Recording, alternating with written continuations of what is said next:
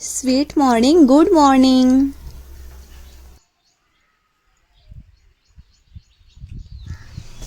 जिथे 100 वाटा बंद होतात ना, तिथे एक वाट तरी नक्कीच उघडलेली असते बरं का. Shri Swami Samarth. Hi hello family, मी Pooja lifestyle and working blog YouTube चॅनलमध्ये तुमचं पुन्हा एकदा खूप खूप स्वागत आहे आपलं आमच्या आजच्या एका नवीन व्हिडिओमध्ये. तर मस्त असं गोड गोड स्वामी समर्थाचं नाव घेऊन आपल्या गोड अशा व्हिडिओला आपण सुरुवात केलेली आहे. तर स्वामी आपल्याला म्हणत असतात 100 वाटा बंद होतात ना, तिथे एक वाट तरी मी तुमच्यासाठी नक्कीच उघडत असतो बरे का. आणि स्वामी म्हणणारी प्रत्येक गोष्ट ही आपल्यासाठी खरीच असते. तर चला व्हिडिओला सुरुवात करूयात.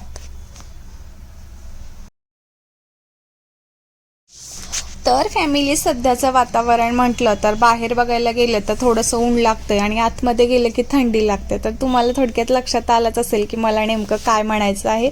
तर सध्या आहे हिवाळा चालू, खूप असे थंडीचे दिवस वगैरे आहेत आणि थंडीच्या दिवसामध्येच येणारी एळामोशा हे तुम्हाला माहिती आहे. तर एळामोशा म्हटलं की आपण मस्त असं खीर वगैरे करत असतो आणि तेच रेसिपी मी तुम्हाला दाखवणार आहे. आणि एरवेळी पण तुम्ही या थंडीच्या दिवसामध्ये अशी गरमागरम खीरीची रेसिपी नक्की ट्राय करा, तुम्हाला नक्की आवडेल. आणि हे रेसिपी दुसरं कोणाला जरी या पद्धतीने करायची असेल, म्हणजेच एकदम सोप्या पद्धतीनं खपली गहू ची रेसिपी जर करायचं असेल तर तुम्ही हे रेसिपी सगळ्यांना शेअर करू शकतो बरं का. तर जास्तीत जास्त वेळ न घालवता आपण थंडीमध्येच मस्त असा गरमागरम पदार्थ म्हणजेच आपली खपली गव्हाची खीर याचा व्हिडिओ तुम्हाला दाखवणार आहोत. त्यामुळे सबस्क्राईब केला नसेल तर करून घ्या. आणि हो, हा व्हिडिओ सुरुवातीपासून शेवटपर्यंत बघा बरं का, कारण पटकन होणारी मी रेसिपी तुम्हाला दाखवलेली आहे आणि कमीत कमी साहित्यामध्ये सुद्धा होणारी एकदम टेस्टी अशी रेसिपी आहे. यामुळेला सुद्धा बनवू शकतो किंवा घरी कुठला काही कार्यक्रम वगैरे आहे, काही पाहुणे वगैरे येणार आहेत आणि जर तुम्हाला अशी खीर वगैरे बनवायची म्हणजेच गव्हाची खीर बनवायची तर तुम्ही या पद्धतीने नक्कीच बनवू शकतो. तर मी इकडे एक वाटी गहू घेतलेलं होतं. तुम्ही हवं तर एक ग्लास सुद्धा घेऊ शकतो. जर तुम्हाला कितीपत लोकांसाठी बनवायचं आहे त्या पद्धतीनं तुम्ही ते तेवढं क्वांटिटी घेऊ शकतो.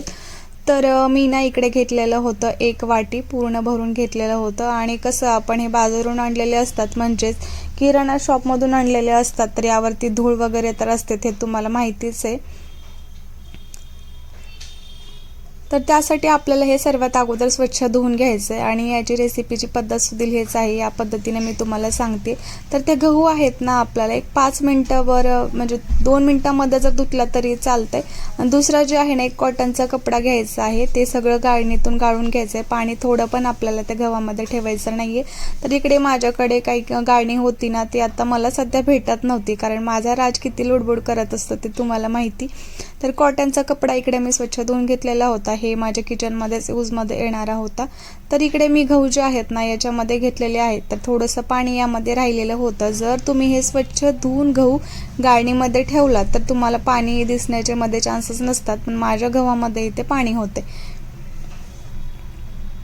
बघा. इकडे एकदम गच्च असं मी पिळून घेतलेलं होतं आणि नंतर जे गहू आहेत ना त्याला मोकळं करून घेतलेलं होतं परत. आणि हे असंच मी बांधून ना एक तासभरासाठी ठेवून दिलेलं होतं. तर ठेवून देता वेळेस फक्त खालच्या बाजूला आपल्याला एक भांडं ठेवायचं आहे आणि वरच्या बाजूला पण आपल्याला एक भांडं ठेवून द्यायचं आहे, जेणेकरून जे आपले ओलसर गहू आहे ना एकदम ओलं होईल आणि वरचे जे साल आहे ना तो ॲटोमॅटिकली निघून जाईल आणि आपल्याला ते चोळून काढायचे आहे. तर कसं काढायचं आहे हे तुम्हाला मी सांगणार आहे.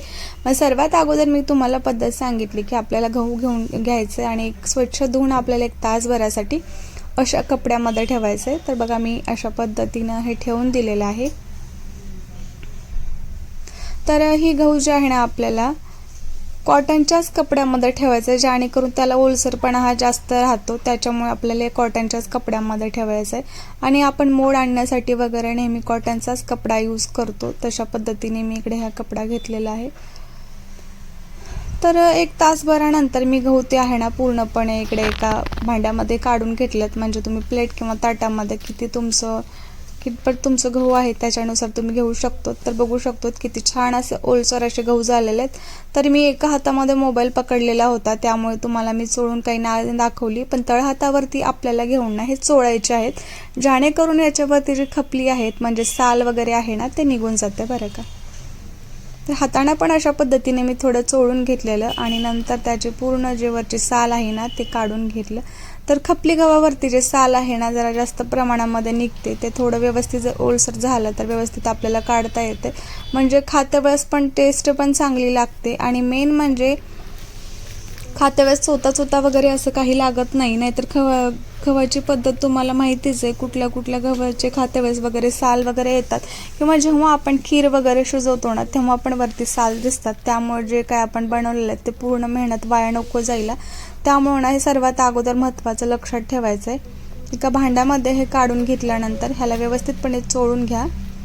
आणि थोडंसं ना तुम्ही सुपामध्ये घेऊनही ह्याला पाकडू शकतो, किंवा आहे त्या ताटामध्येही त्याला पाकडून त्याची साल जी आहे ना वरच्या बाजूला निघालेली ते मोकळी करून बाजूला काढून घेऊ शकतो. तर अशा पद्धतीने फॅमिली हे सर्व गहू मी हातावरती सोडून घेतले आणि त्यानंतर त्याला पाकडून ना वरची जी साल आहे ना ते ताटाच्या पुढच्या बाजूला पण आलेली आणि वरच्या बाजूला पण आलेली. तशा पद्धतीने याची साल जी आहे ना ते मी पूर्णपणे बाजूला काढून घेतली. तर एकदम असं स्वच्छ आपल्या इकडे आता गहू तयार झालेले आहेत. तर त्यानंतर आपल्याला मुसळ जर घरी असेल तर त्यामध्ये तुम्ही थोडंसं मोठाड त्याला कुटून घ्यायचं आहे. नसेल तर तुम्ही एक ग्लासमध्ये किंवा भांड्यामध्ये घेऊनही आपल्या बेलण्यानेही तसं करू शकतो. दुसरं ऑप्शन. तिसरं ऑप्शन तेही करायचं नसेल तर तिसरं ऑप्शन तुम्हाला मिक्सरमध्ये काढून घ्यायचं आहे. तर फक्त थोडंसं फिरवून घ्यायचं आहे. खपली गहू हे ऑलरेडी अगोदरच बारीक असतात आपल्या रेग्युलरच्या गव्हापेक्षा, त्यामुळे त्याला जास्त काही फिरवायची गरज नाही आहे. त्यामुळे नॉर्मली तुम्हाला ते फिरवून घ्यायचं आहे. तर इकडे मिक्सरच्या भांड्यामध्ये मी नॉर्मली फिरवून घेतली आहे. तर एक वेळेस माझं झालेलं आहे. परत दुसरे जे आहेत ना ते पण एक वेळेस मिक्सरच्या भांड्यामध्ये काढून घेते. थोडंसं जास्त क्वांटिटीमध्ये असल्यामुळे मला हे 2 वेळेस करावं लागलं. तर सर्वात महत्त्वाची सांगायची गोष्ट म्हणजे इतकं टिफिन भरून माझं हे झालेलं होतं. याची सुद्धा खीर खूप जास्त क्वांटिटीमध्ये होते. तर इकडे मी घेतलेलं होतं कुकर. हे कुकरमध्ये पूर्ण जे काही आहेत ना माझे गहू म्हणजे खीर बनवण्यासाठी जे काही गहू घेतलं होतं ना ते सर्व काही इकडे भांड्यामध्ये टाकून दिलेले आहेत, म्हणजेच कुकरमध्ये टाकलेले आहेत. आणि त्यामध्ये मला हवं तेवढं पाणी टाकणार आहे. याच्यासाठी थोडंसं जास्त पाणी लागतं हे तुम्हाला माहितीच आहे.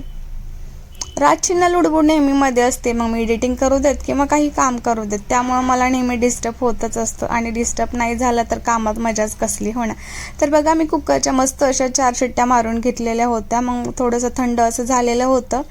तर इकडे मी लागली आता गव्हाची खीर बनवायची रेसिपी मेन इथून स्टार्ट झाली आहे. तर इकडे मी ठेवलेली आहे मोठ्या आकाराची कढई. तर बघू शकतो आपण किती गहू कमी घेतलेले होतं ना, तर खीर बघा येतं किती जास्त कढई भरून होते आता आपली. तर इकडे ठेवलेली होती कढई, मस्त असं 2 चम्मच त्यामध्ये मी तूप टाकलेलं होतं. हे पद्धत करायची आहे ना वेगवेगळ्या पद्धतीने आहे. ऑलरेडी कोणी काय करतं की डायरेक्टली जे गहू आहेत ना शिट्टी करून घेतलेले डायरेक्टली त्या कुकरच्या भांड्यामधले काढून कढईमध्ये टाकतात. पण मी थोडंसं वेगळ्या पद्धतीने बनवते, कारण खपली गहूची खीर जी आहे ना या पद्धतीनंच जरा जास्त टेस्टी लागते, त्यामुळे मी तुम्हाला हे पद्धत दाखवत आहे.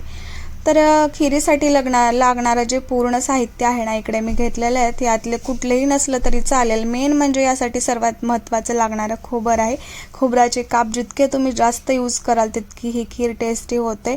जर तुमच्याकडे खोबळा नसेल, म्हणजे जर सुकलेला खोबळा नसेल तर ओलं खोबर तर असेल तर भन्नाट ही खीर तयार होते बरं का. तर इकडे मी घेतलेले होते बदाम, काजू वगैरे आणि काही मनुके आणि तसेच खोबर वगैरे. यातलं सगळं स्किप केलं तरी चालेल, पण खोबर तरी नक्कीच यूज करा. तर हे सर्व काही इकडे घेतल्यानंतर कढई मस्त गरम झाली. 2 चम्मच त्यामध्ये तूप टाकलं मी आणि त्यानंतर मग टाकलेलं होतं बदाम वगैरे.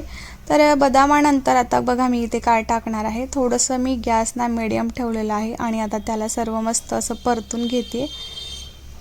तर ते सर्व काही झाल्यानंतर खोबर टाकलेलं आहे मी. खोबर पण मस्त असं परतून झाल्यानंतर काजू टाकलं आणि सर्वात शेवटी ते मनुके टाकलेले होते. तर ते पण छान असे परतून घेत होती. गॅस इकडे मी थोडंसं मीडियमच ठेवली, कारण रास थोडासा जास्त प्रमाणामध्ये सत्वत होता. तर बघा थोडासा ब्राऊन असा इकडे कलर आलेला. मग हे ब्राऊन कलर आला तोपर्यंत ना मी इकडे गूळ जे आहे ना ते खिसून घेतलेलं होतं. तर 1 वाटीसाठी मला आता प्रमाण सांगायचं म्हणजे तर हाफ के जीवाला जो गूळ असतो ना त्यामधला पण थोडासा मी काढून घेतला बरं का. तर ते जे मस्त असं मी 4 शिट्ट्या मारून घेतलेलं होतं ना, ते पूर्णपणे मी आता यामध्ये मिक्स करून घेतलेलं आहे. लागते तेवढं मी यामध्ये पाणी ॲड केलेलं आहे. चवीपुरतं यामध्ये मीठ ॲड केलेलं आहे. आणि गुळाचं प्रमाण जर तुम्हाला जास्त गोड पाहिजे असेल तर तुम्ही जास्त गुळाचं प्रमाण ठेवू शकतो. मला जास्त गोड आवडत नाही, त्यामुळे मी थोडंसं कमीच टाकलं, पण नेहमी माझ्याकडनं खीर ना गोडच होत असते बरं का. तरी इकडे भांड्यामध्ये इकडे मिक्सरच्या मी घेतलेलं होतं विलायची, थोडीशी साखर आणि बडीशोप. हे मी मिक्सरला मस्त असं मोटाड फिरवून घेतलं होतं. तर अशा मस्त इकडे पेस्ट तयार झाली आणि ते मी त्यामध्ये टाकले तर आणखीन थोडीशी छान अशी स्मेल येत होती. खरं तर विलायचीवरती आणि खोबर याच्यावरतीच आपल्या खिरीची टेस्ट जी आहे ना ते अवलंबून असते. चवीपुरतं मीठ टाकून मी मस्त असं मिक्स करून घेतलेलं होतं.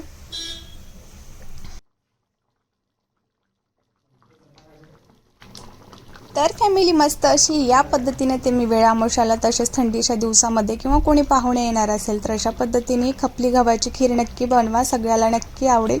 तर मला खूप सारं डिस्टर्ब झालं कारण राज मला थोडंसं सतवत होता, त्याची तब्येत थोडीशी ठीक नाही आहे.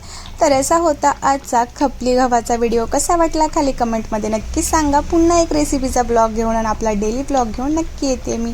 जर सबस्क्राईब केलं नसेल तर सबस्क्राईब करा. बाय.